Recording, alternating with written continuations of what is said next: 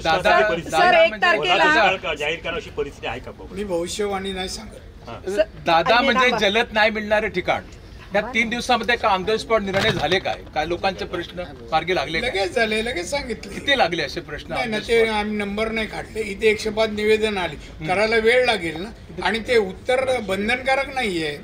दादा 1 नोव्हेंबरला महाविकास आघाडीचा मोर्चा आहे सत्यासाठी निवडणूक आयोगावर. आपण कुठली महाविकास आघाडी? उद्धव ठाकरे, काँग्रेस, राष्ट्रवादी, राज ठाकरे यांचा पक्ष. काय काम करतात का सामान्य लोकांचं? मुख्यमंत्री उद्धव ठाकरे होते, काय केलं कोकणासाठी? काय दिलं सांगा ना मला. त्याला बोलायचा काय अधिकार नाही, त्याचं नाव घेऊ पण नका हो. मोर्चा काढणार हो, आम्ही जिवंत आहेत दाखवायला. आम्ही म्हणजे त्यांचा पक्ष जिवंत आहेत दाखवायला काहीतरी करतो.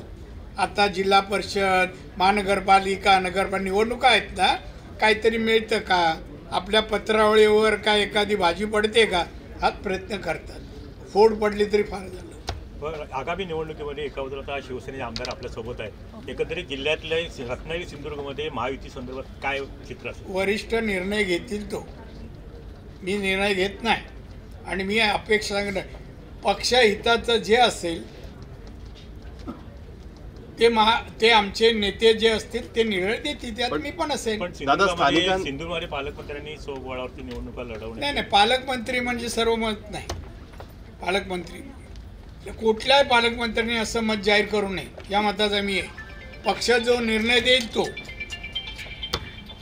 सर दादा म्हणजे आता मैदानात बाहेर पडलेत आपण साहेब, म्हणजे आता निवडणुकीचे बिगुल वाजला आम्ही समजायचं का? स्थानिक स्वराज्य संस्थांमध्ये खरोखर काय चित्र असेल? मुंबई महानगरपालिका, मुंबई महानगरपालिका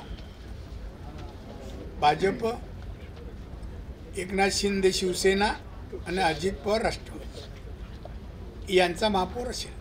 संपूर्ण महाराष्ट्राचे चित्र का असेल?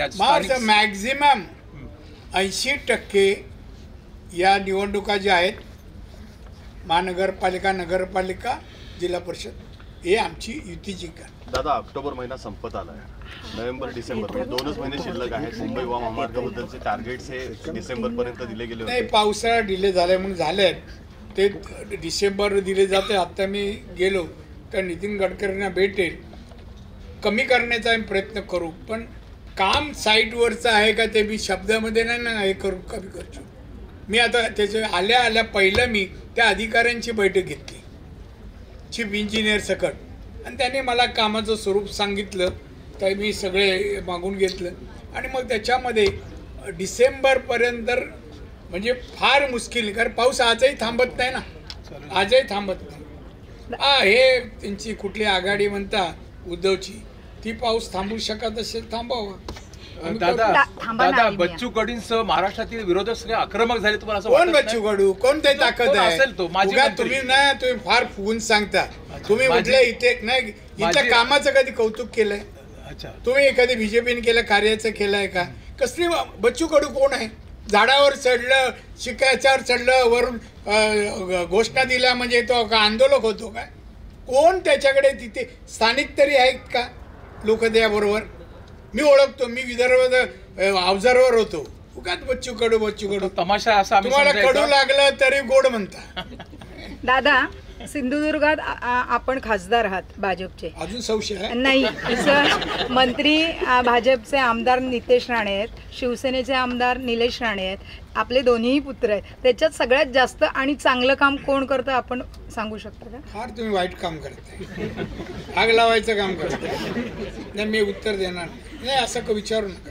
नाही, पण दोघांचेही काम, मला दोघांचं काम समजा, दोन्ही हुशार आहेत, इंटेलिजंट आहे, दोघंही परदेशात शिकले, दोघंही चांगलं काम करतायत. हा, कुठल्याही आणि मला शंकाही वाटत नाही. दोघंही चांगलं काम करून दाखवतील एवढा मला विश्वास आहे. दादांचा हात कुणाच्या डोक्यावर आहे जास्ती? तुमच्या. एवढं बोलायला परवानगी देतो म्हणजे यांच्यात. टाइम्स डिजिटलला लाईक करा, शेअर करा, सबस्क्राईब करा आणि बेल आयकॉन दाबायला विसरू नका. Times digital.